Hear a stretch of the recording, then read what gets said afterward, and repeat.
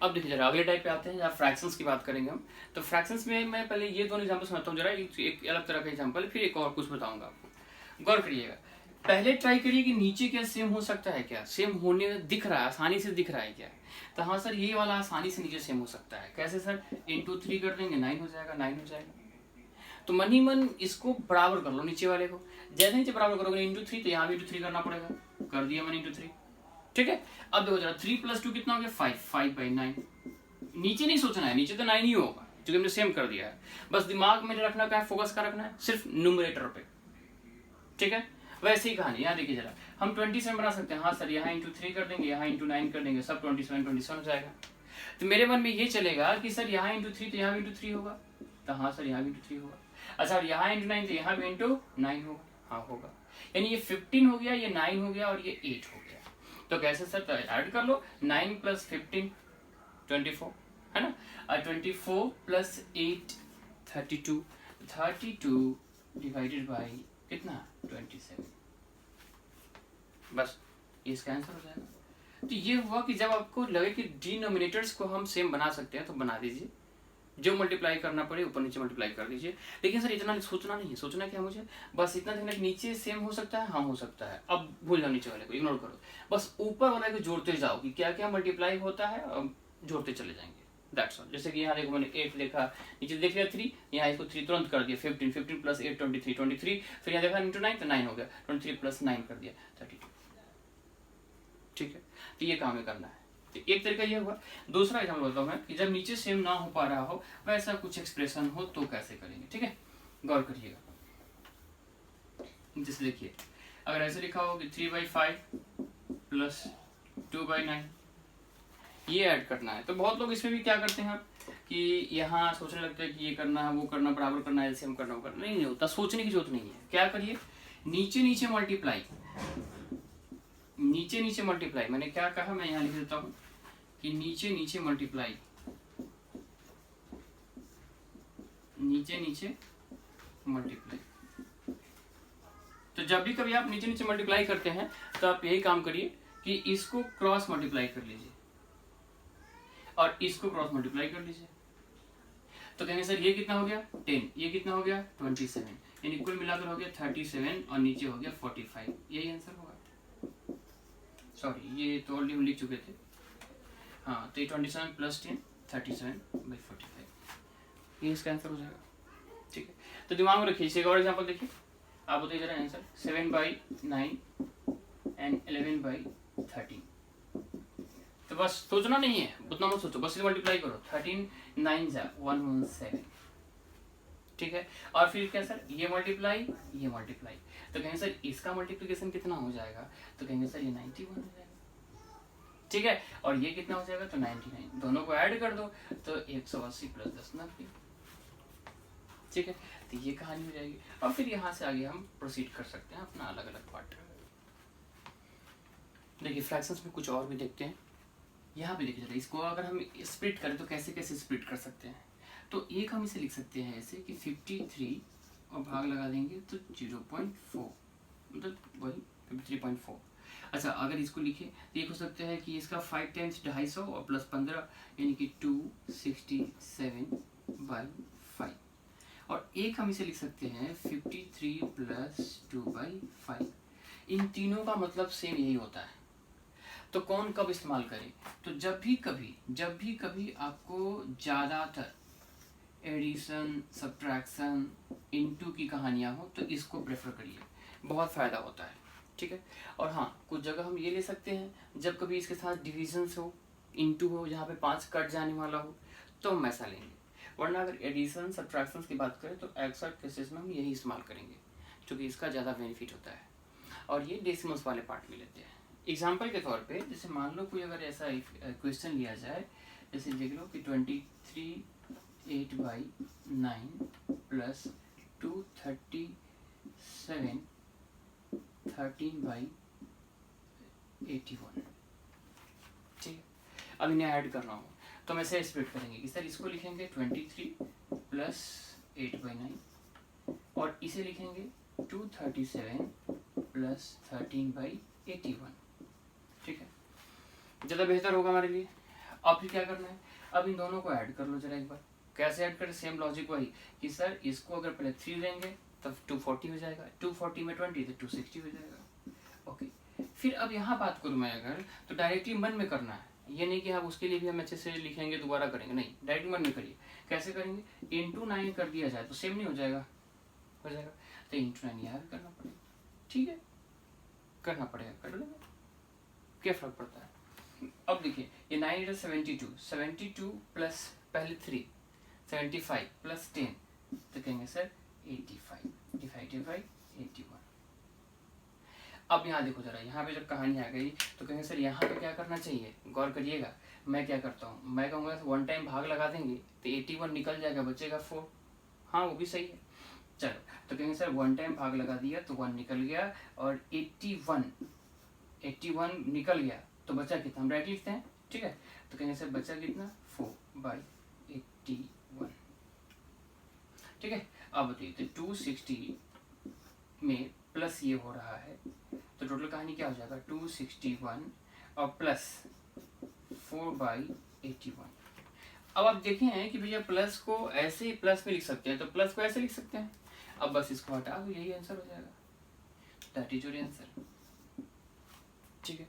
तो जब भी कहीं फ्रैक्शंस की बातें हो तो आप उन्हें ऐसे स्प्लिट कर दीजिए, ऐसे स्प्लिट करने से फायदा होता है एडिशन सब्ट्रैक्शन में और कुछ जगह मल्टीप्लिकेशंस में, ठीक है। इसमें बहुत सारे क्वेश्चन मल्टीटास्किंग वगैरह भी आया हुआ है, लेकिन हम बेसिक पढ़ा रहे हैं, कभी क्वेश्चन सब कराएंगे तो बताएंगे उसमें, ठीक है।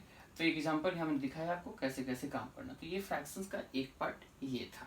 तो ये अक्सर एसएससी में पूछा जाता है, ये बैंक में नहीं पूछा जाता है, लेकिन फिर भी पढ़ो, जानते हो सब कुछ आना चाहिए आपको, ठीक है। तो इसमें तरीके बहुत हैं, एक हम बताते हैं मेथड 1, इसका पहला मेथड क्या हो सकता है, ठीक है। तो पहला मेथड ये हो सकता है कि हम इसमें करेंगे क्या, करेंगे ऐसा कि इसको स्प्लिट करेंगे, ठीक है। जब स्प्लिट करेंगे तो कहेंगे सर कैसे स्प्लिट कर सकते हो, तो इसको आप दिमाग लगाना, सोचना जरा, इसका फैक्टराइज अगर करना हो तो क्या क्या हो सकता है, तो कहेंगे सर एक हो सकता है 3 × 5, वैसे मैं यहाँ सोचूं तो ये क्या हो सकता है 5 × 7, ठीक है। और फिर यहाँ कहूँ तो 7 × 9। तो अब गौर करना, जहां से खत्म हो रहा है वहीं से शुरू हो रहा है अगला, फिर जहां खत्म हो रहा है अगला वहीं से शुरू हो रहा है, ऐसे ही चलते जाएगा। तो कहेंगे सर देखिए जरा गैप कितने का चल रहा है, 2, तो हाँ गैप 2 का चल रहा है, गैप 2 का है, हमेशा 2 का गैप है। तो कहेंगे सर अब 2 के गैप में इसको तोड़ा जाए तो क्या हो सकता है, ठीक है। तो जिनका टेबल अच्छा है वो तुरंत पकड़ लेंगे, जिनका टेबल अच्छा नहीं है यहाँ से पकड़ो, देखो 5 7 7 9, 9 11 का मल्टीप्लिकेशन है क्या, नहीं, तो 11 13 का है क्या, नहीं, तो सर 13 15 का है क्या, हो सकता है, चेक करो वही है। तो 13 और 15 का मल्टीप्लिकेशन है, सर 13 और 15 का मल्टीप्लिकेशन यही है, आप किस गारंटी से कह रहे हैं, तो आप मल्टीप्लाई करके चेक कर लो, और नहीं तो एक और तरीका देखो, मैं सिखाऊंगा इसको मल्टीप्लिकेशन में, यहाँ देख लो, ये 14 से 1 कम है और ये 14 से 1 ज़्यादा है, इसका मतलब 14 का स्क्वायर -1 का स्क्वायर है कि नहीं। तो हाँ, दैट मीन्स कि हमने सही पहचाना कि सर ये है हमारा 13 और ये है 15, यहाँ भी गैप कितने हैं, 2 का है। तो हमें बस हमेशा यही काम करना है कि इसको स्प्लिट करना है, स्प्लिट करना है, स्प्लिट करना है, और गैप देखना कि हमेशा गैप सेम का है कि नहीं। तो हाँ सर गैप हमेशा सेम है, 2 2 2 2 2 का गैप चल रहा है। तो इस केस में हमें समेशन जो होगा वो समेशन क्या होगा, गौर कीजिएगा, सीखिएगा यहाँ पे 1/गैप, 1/गैप, और देखिए ये कहूंगा मैं फर्स्ट फ्रैक्शन यानी कि 1/3, और ये हमारा 1/15 लास्ट फ्रैक्शन, ठीक है। तो फर्स्ट फ्रैक्शन, फर्स्ट फैक्टर कहो या फ्रैक्शन कहो, मैं लिख देता हूं first factor minus last factor. This one is your first factor, okay, and this one is your last factor. तो वही हमें कर देना है। तो गैप कितने का है सर, 2 का, 1/2।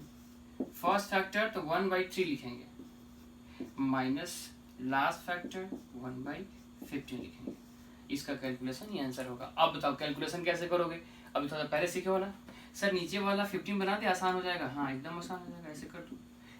अब देखो 15 है तो 5 - 1 4/15 हो जाएगा, तो कहेंगे सर 4/15 हाफ इंटू 4/15, इसका मतलब कि 2/15 है।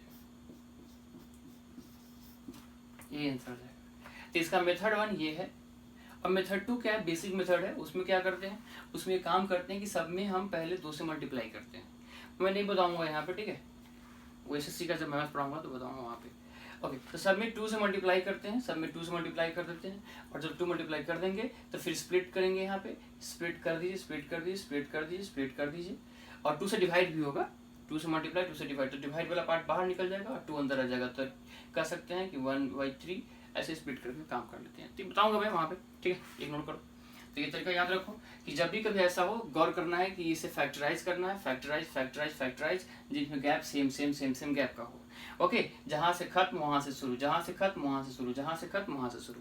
फिर आंसर क्या होगा, समेशन होगा 1/गैप first factor minus last factor. ठीक है, अब बात करेंगे जैसा एक और एग्जांपल देखते हैं। मैंने पिछले बार में टाइप नहीं लिखा था, टाइप 9 था ये, मैंने लिखा नहीं था। कोई बात नहीं है, आप तरीका सीखिए, टाइप से क्या फर्क पड़ता है। कहेंगे सर यहाँ क्या कहानी होगा, वैसे ही देखो जरा, ध्यान से देखो क्या क्या है।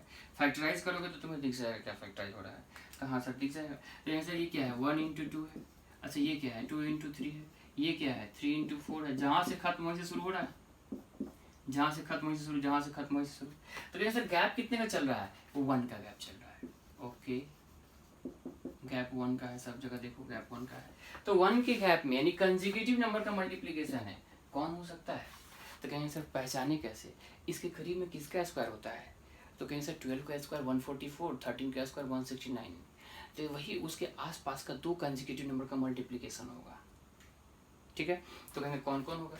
तो कर सकते हैं 11 × 12 चेक करें, 11 × 12 होगा क्या, नहीं होगा, क्योंकि लास्ट में क्या आ रहा है 2। अच्छा 12 13 होगा क्या, चेक करो, लास्ट में क्या आ रहा है 6, चांस बनता है। अब मल्टीप्लाई कर लो, यही आएगा। तो जी हाँ, यही होता है बाय द वे। अब बताओ तो समीशन क्या हो जाएगा, हम जानते हैं फॉर्मूला क्या था, 1/गैप, gap is also 1, first factor 1/1, last factor 1/13। मैंने कहा था क्या करना है, यहाँ × 13, यहाँ × 13, 13 - 1 12, 12/13, ये आंसर हो जाएगा। देखिए आते हैं टाइप 10। बात करेंगे इस तरह का, ऐसा एक हम ऑलरेडी पढ़ चुके हैं। मैंने उस वक्त वहाँ पे इसको नहीं पढ़ाया कि खिचड़ी ना हो जाए, कहीं थोड़ा टाइम बाद पढ़ाऊंगा तो तुम्हें जो हमें कंसेप्ट रहेगा। तो देखो जरा, वहाँ पे पॉइंट नहीं था, यहाँ पे पॉइंट है। तो यहाँ से फिर से ऐड कैसे करें, तो अब जा देखो जरा इसको कैसे करेंगे। डायरेक्ट आंसर क्या लिखेंगे, 3 कॉमन निकाल देना, जो सोल्यूशन होगा वो क्या होगा, 3 कॉमन निकाल देना। और फिर पॉइंट के बाद लिखना, देखो 1 डिजिट 2 डिजिट 3 डिजिट, तो उल्टा 3 2 1। उसमें क्या था 1 2 3, इसमें क्या होगा 3 2 1। ठीक है, अब इसे मल्टीप्लाई कर दो, 3 1 × 3, 3 2 × 6, 3 3 × 9, दैट इज द आंसर। ठीक है, कहीं सर कैसे हुआ है, क्या इसका प्रूफ है। तो कुछ नहीं, हम जानते हैं कि डेसिमल्स हमेशा एक साथ लिखा जाता है, और डेसिमल्स के बाद वाला फर्स्ट पोजीशन से ऐड होता है, सेकेंड पोजीशन से ऐड होता है, और थर्ड पोजीशन से ऐड होता है। इसलिए जब हम यहाँ पे ऐड करेंगे तो ये कहानी होगी। अब मैं कहूँगी 3 कॉमन निकाल लो। जब तुम 3 कॉमन निकाल लोगे तो कहीं से जब पूरे से 3 कॉमन निकाल लोगे तो ये सब क्या हो जाएगा, तो सबका सब 1 1 1 बन जाएगा। तो हाँ सर, ये भी 1, ये भी 1, ये भी 1, ये भी 1, ये भी 1, ये भी 1 बन जाएगा। अब 1 बन जाएगा, तब बताओ यहाँ क्या हो जाएगा। तो कहें सर उस केस में यहाँ 3, यहाँ 2, यहाँ 1 होगा, इसीलिए ऐसा कर रहे हैं। ठीक है, तो यही कहानी है, ये काम करना है आपको, ये नहीं करना लिख के। ठीक है, एक और एग्जांपल देखते हैं। जैसे यहाँ देखिए, मैंने अगर कभी कह दिया कि 0.5 प्लस 0.55 प्लस 0.555 प्लस 0.55555, तो आंसर क्या लिखेंगे, कहेंगे कुछ नहीं सर 5 कॉमन निकाल लीजिए।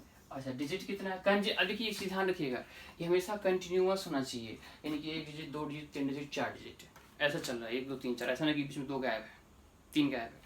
ठीक है, अगर गायब होगा सर तो हम जानते हैं ना बेसिक तरीका ऐड करने का, उससे भी कर सकते हैं। क्योंकि इसमें जब गायब होता है तो ट्रिक लगाने में ना बड़ी लंबा हो जाता है, तो ट्रिक फायदे का नहीं होता है।